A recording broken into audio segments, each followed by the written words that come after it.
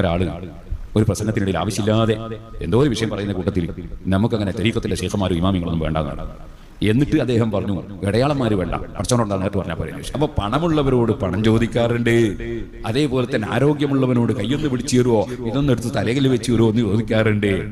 അതേപോലെ തന്നെ അമ്പിയാക്കൾക്കുള്ള മേജിത്ത് കൊടുക്കുന്നുണ്ട്, മേജിത്ത് മുഖേന സഹായിക്കാൻ ചോദിക്കാറുണ്ട്. ഔലിയാക്കൾക്കുള്ള കറാമത്ത് കൊടുക്കുന്നുണ്ട്, കറാമത്ത് മുഖേന സഹായിക്കാൻ ചോദിക്കാറുണ്ട്. ബിസ്മില്ലാ അൽഹംദുലില്ലാ. പേരോട് അബ്ദുറഹ്മാൻ സഖാഫിയുടെ വോയിസ് ആണ് നിങ്ങളിപ്പോൾ കേട്ടത്. അദ്ദേഹം പറയുകയാണ്, അള്ളാഹു അല്ലാത്ത മരണപ്പെട്ടു പോയ ആളുകൾ, അള്ളാഹുവിൻ്റെ കൂടെ അള്ളാഹുവിനോടൊപ്പം അള്ളാഹുവിന് പുറമെ മരണപ്പെട്ട പോയ ആളുകളോട് ഞാൻ സഹായത്തേട്ടം നടത്തില്ല. എൻ്റെ തേട്ടങ്ങൾ മുഴുവനും എൻ്റെ റബ്ബിനോടായിരിക്കും. എൻ്റെ റബ്ബിനോട് ചോദിക്കേണ്ട കാര്യങ്ങൾ ആ റബ്ബിനോട് ഞാൻ നേരിട്ട് ചോദിക്കും. ഒരാളെയും ഞാൻ അതിൽ ഇടയാളന്മാരെ ഉണ്ടാക്കില്ല എന്ന്. അഥവാ അള്ളാഹുവിന് പുറമേയുള്ള മരിച്ചുപോയ മഹാന്മാരെന്ന് ജൽപ്പിക്കുന്ന ആളുകളോടും യഥാർത്ഥ മഹാന്മാരോടും ഔലിയാക്കളോടോ അമ്പിയാക്കളോടോ ഒന്നും, അവർ മരണപ്പെട്ടു പോയി ബർസഖിയ ലോകത്താണ്, അവരോടൊന്നും ഞാൻ സഹായം ചോദിക്കില്ല. എൻ്റെ റബ്ബിനോട്, ഹയ്യുൽ ഖയ്യൂമായിട്ടുള്ള റബ്ബിനോടാണ് ഞാൻ സഹായം ചോദിക്കുള്ളൂ. അതാണ് പ്രവാചകൻ സല്ലല്ലാഹു അലൈഹി വസല്ലം പഠിപ്പിച്ചു തന്നത്. അതാണ് പരിശുദ്ധ ഖുർആനിലൂടെ അല്ലാഹു സുബ്ഹാനഹു വ തആല നമുക്ക് പഠിപ്പിച്ചു തന്നത്. ആ സഹായത്തേട്ടം എൻ്റെ റബ്ബിനോട് മാത്രമേ നടത്തുകയുള്ളൂ എന്ന് പറഞ്ഞപ്പോൾ അദ്ദേഹത്തിന് മറുപടി കൊടുക്കുകയാണ് പേരോട്. അദ്ദേഹത്തിന് അതിന് ചില ഉപമകൾ ഇദ്ദേഹം ഇവിടെ കൊണ്ടുവരുന്നുണ്ട്, ഉദാഹരണങ്ങൾ. ഒന്നെന്താണ്, ഒരാൾ പണമുള്ള ആളോട് പണത്തിന് ചോദിക്കുന്നില്ലേ. രണ്ടാമതായിട്ട് അദ്ദേഹം എന്താണ് കൊണ്ടുവരുന്നുള്ളത്, ആരോഗ്യമുള്ള ഒരാളോട് ഒരാൾ വീണ് കഴിഞ്ഞാൽ ഒന്ന് പിടിച്ചു ഉയർത്തുമോ എന്ന് ചോദിക്കുന്നില്ലേ. മൂന്നാമതായിട്ട് അദ്ദേഹം കൊണ്ടുവരുന്നുള്ളത്, ഔലിയാക്കന്മാരോട് നമ്മൾ കറാമത്ത് മുഖേന ചോദിക്കുന്നു, അമ്പിയാക്കളോട് മുഅ്ജിസത്ത് മുഖേന ചോദിക്കുന്നു. ഇതൊക്കെ കൊടുത്തു വെച്ച കഴിവാണ്. ശരിയാണ് പേരോടെ, ഇതൊക്കെ കൊടുത്തു വെച്ച കഴിവാണ്. ഏത് കഴിവുകൾ? ഒന്ന്, പണമുള്ളവൻ അല്ല, പണമുള്ളവനോട് എന്ത് മാത്രം പണത്തിന് ചോദിക്കുന്ന, അപ്പൊ സാധാരണക്കാരനോട് ചോദിച്ചൂടെ? ഇല്ലാത്ത ആളോട് ചോദിച്ചു എന്താ അള്ളാഹുവിന് കൊടുക്കാൻ പറ്റില്ലേ? രണ്ടാമതായിട്ട് എന്ത് പറയുന്നത്, ആരോഗ്യമുള്ളവരുടെ കൈവർത്ത. അപ്പൊ എന്തിനാണ് ആരോഗ്യമുള്ളവനോട് മാത്രം പറയുന്നുള്ളത്? അപ്പൊ കൊടുത്ത കഴിവിനും പരിധി ഉണ്ട് അല്ലെ. ഇല്ലാത്ത ആളോട് ചോദിക്കാനും പാടില്ല, അപ്പൊ ഉള്ള ആളോട് തന്നെ ചോദിക്കണം അല്ലെ. ഈ ഭൗതിക ലോകത്ത് ഏതൊരു കാര്യവും നടക്കുന്നുണ്ടെങ്കിൽ അതിന് ചില പരിമിതികളും പരിധികളും ഉണ്ട്. എല്ലാവരോടും എല്ലാ സഹായം ചോദിക്കാൻ പറ്റുമോ പേരോടെ? അതിനെ നിങ്ങളെ വാക്കിൽ തന്നെ ഉണ്ടല്ലോ. എൻ്റെ ഒരു കിടത്തത്തിലായ ഒരാളോട് എനിക്ക് എൻ്റെ കൈ പിടിച്ചു ഉയർത്തണേ എന്ന് ചോദിക്കാതെ, ആരോഗ്യമില്ലാതെ ഇപ്പോൾ ഞൊണ്ടി നടക്കുന്ന കാന്തപുര അബൂബക്കർ മുസ്ലിയാരോട് ഒരാൾ വീണ് കഴിഞ്ഞാൽ എന്നെ പിടിച്ചു ഉയർത്തണോ എന്ന് പറയാത്തത്? അല്ലാഹു സുബ്ഹാനഹു വ തആല കഴിവ് കൊടുത്തൂടെ? ഇനിയിപ്പോൾ കാന്തപുരം മരിച്ചു കഴിഞ്ഞാലോ എന്തും ചോദിക്കാം, എവിടെ വെച്ചും ചോദിക്കാം, എപ്പോഴും ചോദിക്കാം. ഇപ്പോൾ ഭൗതിക ലോകത്ത് ഇന്ന് ജീവിച്ചിരിക്കുമ്പോൾ അതിന് ലിമിറ്റ് ഉണ്ട് അല്ലേ. ഈ ഉദാഹരണമാണ് മരണപ്പെട്ട ആളുകളോട് ചോദിക്കാൻ വേണ്ടിയിട്ട്. ഇനി അദ്ദേഹം പറയുന്നുള്ള കറാമത്ത് മുഅ്ജിസത്ത് കൊടുത്ത കഴിവാണ്. കൊടുത്ത കഴിവാണെന്ന് ആരാണ് പേരോടെ നിങ്ങൾക്ക് പഠിപ്പിച്ചു തന്നുള്ളത്? കറാമത്ത് മുഅ്ജിസത്ത് എന്ന് പറഞ്ഞാൽ എന്താണ്? അതിന്റെ തരീഫ് എന്താണ് നിങ്ങൾ ശറാഉൽ അഖായിദയിൽ പഠിപ്പിക്കുന്നുള്ളത്? സത്യനിഷേധികൾ വെള്ളി വിളിക്കുന്ന സമയത്ത് അവർക്ക് കൊണ്ടുവരാൻ സാധിക്കാത്ത രൂപത്തിലുള്ള അമാനുഷികമായിട്ടുള്ള ചില കാര്യങ്ങൾ അല്ലാഹു സുബ്ഹാനഹു തആല ആ പ്രവാചകന്മാരിലൂടെ പ്രകടിപ്പിക്കുന്ന കാര്യങ്ങൾക്ക് മുഅ്ജിസത്ത് എന്ന് പറയും. ഇനി കറാമത്തോ, അല്ലാഹു സുബ്ഹാനഹു തആലയുടെ ഇഷ്ടദാസന്മാർ അവർ വല്ല പ്രയാസത്തിലോ ബുദ്ധിമുട്ടിലോ അകപ്പെടുന്ന സമയത്ത് അവരറിയാതെ അല്ലാഹു സുബ്ഹാനഹു വ തആല അവരെ കറാമത്ത്, അവരെ ആദരവ് മൂലം അവരെ സംരക്ഷിക്കുകയാണ്. ഇനി അതല്ലെങ്കിൽ അവരുടെ പ്രാർത്ഥനയ്ക്ക് ഉത്തരമായിട്ടോ ഭൗതിക ലോകത്ത് അവരുടെ ഇഷ്ടാനുസരമായിട്ടോ അവർക്ക് ലഭിച്ചേക്കാം. കൂടുതലും എപ്പോഴാണ് ലഭിക്കുക? അവരുടെ ഇഷ്ടാനുസരണം അവർക്ക് എന്ത് ചെയ്യില്ല, പ്രാർത്ഥനയ്ക്ക് ഉത്തരമായിട്ടൊന്നും കറാമത്ത് വെളിവാകുകയില്ല. അല്ലാഹു സുബ്ഹാനഹു തആല ഉദ്ദേശിക്കുമ്പോൾ അല്ലാഹു സുബ്ഹാനഹു തആല നേരിട്ട് പ്രകടമാക്കുന്ന കാര്യത്തിനാണ് കറാമത്ത് എന്ന് പറയുക. അത് എപ്പോഴാണ് ഉണ്ടാവുക? ദാറുത് തഖ്ലീഫിൽ, അഥവാ ഈ ഭൗതിക ലോകത്ത് കഴിയുന്ന സമയത്താണ് അവർക്ക് ഇഖ്തിയാർ ഉണ്ടാവുക, തെരഞ്ഞെടുക്കാനുള്ള അവസരം ഉണ്ടാവുക, അള്ളാഹുവിനോട് ചോദിക്കാനുള്ള അവസരം ഉണ്ടാവുക. ഇനി മരണത്തിന് ശേഷം അവർക്ക് ഇഖ്തിയാർ ഉണ്ടോ? അവർക്ക് തെരഞ്ഞെടുക്കാൻ പറ്റുമോ? ഇനി പേരോട് തന്നെ മുഅ്ജിസത്ത് അള്ളാഹു കൊടുത്ത കഴിവാണോ, അത് യഥേഷ്ടം അവർക്ക് ഉപയോഗിക്കാൻ പറ്റുമോ എന്ന് പറയും നമുക്ക് കേൾക്കാൻ പറ്റും ഇൻഷാ അല്ലാഹ്.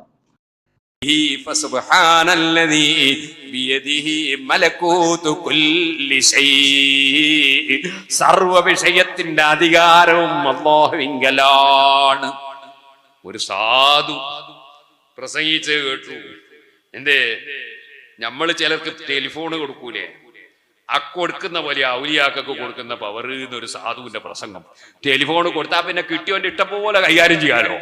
അതുപോലെ ഔലിയാക്കൾക്ക് അല്ല കറാമത്ത് കൊടുത്താൽ ഔലിയാക്കൾ ഇഷ്ടം പോലെ കൈകാര്യം ചെയ്യാം. നമ്മളടുത്തൊരു ഫോൺ കൊടുത്തിട്ട് അയാൾ തന്നെ നമ്മളെ വിളിച്ച് ഈത്താറ് നമുക്കൊന്നും ചെയ്യാനാവില്ല അല്ലേ. അതുപോലെയാണോ അള്ളാഹു തല കൊടുക്കുന്ന കഴിവ്? പറഞ്ഞതിനർത്ഥം ഭൂമിലോകത്ത് ഒരുപാട് തട്ടിപ്പുകാരുണ്ട്. അവരെന്തെല്ലാമോ വിളിച്ചു പറയും, അവർ വിവരമുള്ളവരല്ല, അത്തരക്കാര വാദമാണ്. നമ്മൾ മൊബൈൽ ഫോൺ കൊടുത്താൽ കിട്ടിയവന്റെ ഇഷ്ടം പോലെ ചെയ്യാൻ കഴിയൂലേ? അതുപോലെ ഔലിയാക്കൾക്ക് അവരെ ഇഷ്ടം പോലെ നടക്കാം, ഇഷ്ടം പോലെ ചെയ്യാം എന്ന് പറയുന്ന വാദം അതൊരിക്കലും സുന്നത്ത് ജമാഅത്തിന്റെ ആശയമല്ല, ജഹാലത്താണ്. സഹോദരന്മാരെ കേട്ടല്ലോ, എന്താണ് പേരോട് അബ്ദുറഹ്മാൻ സഖാഫി പറയുന്നുള്ളത്? ഒരാളുടെ കയ്യിൽ ഒരു മൊബൈൽ ഉണ്ടാവും, മൊബൈൽ നമുക്ക് ഇഷ്ടാനുസരണം പ്രവർത്തിക്കാം, വിളിക്കാതിരിക്കാം, എന്തൊക്കെ ചെയ്യാം. അതേപോലെ തന്നെ പണമുള്ള ആൾക്ക് പണം ഇഷ്ടാനുസരണം ചെലവഴിക്കാം. ഇനി ഒരാൾ ചോദിച്ചാൽ കൊടുക്കണോ വേണ്ടയോ എന്ന് അദ്ദേഹത്തിന് തീരുമാനിക്കാം. ഇഖ്തിയാറുണ്ട് ഈ ഭൗതിക ലോകത്ത്. അതാണ് പറയുന്നത്, അല്ലദീ ഖലഖൽ മൗത വൽ ഹയാത ലിയബ്ലുവകും അയ്യുക്കും അഹ്സനു അമല. നിങ്ങളിൽ നിന്ന് ആരാണ് നന്നായി പ്രവർത്തിക്കുന്നതെന്ന് പരിശോധിക്കാൻ വേണ്ടിയാണ് അല്ലാഹു സുബ്ഹാനഹു വ തആല എന്ത് ചെയ്തിട്ടുള്ളത്? മരണവും ജീവിതവും നൽകിയിട്ടുള്ളത് എന്നുള്ളതാണ്.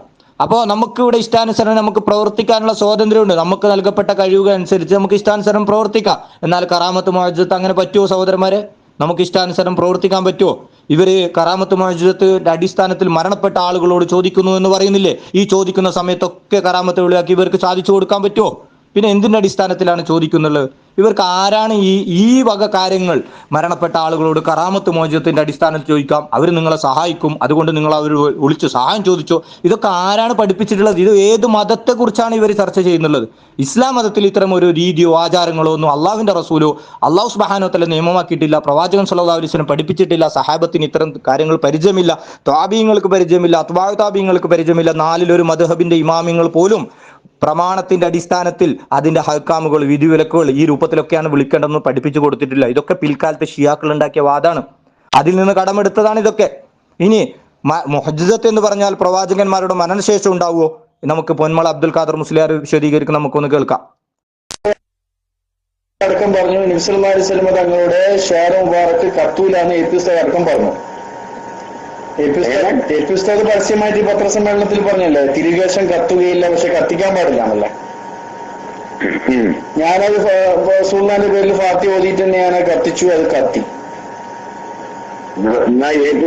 പറഞ്ഞ ആൾക്കുന്നത് ഞാൻ യോജിക്കണില്ല, കാരണം കത്തൂലാണ് സുൽത്താൻ അയാത്ത കാലത്താ.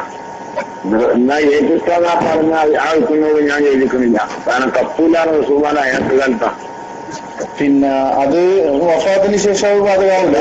വഫാത്തിന് ശേഷം നിലനിൽക്കില്ല. സുൽത്താന മൈജാത്തിൽ നിന്ന് ഖിയാമ വരെ നിൽക്കണം, മൈജത്ത് ഖുർആൻ മാത്രമേ ഉള്ളൂ.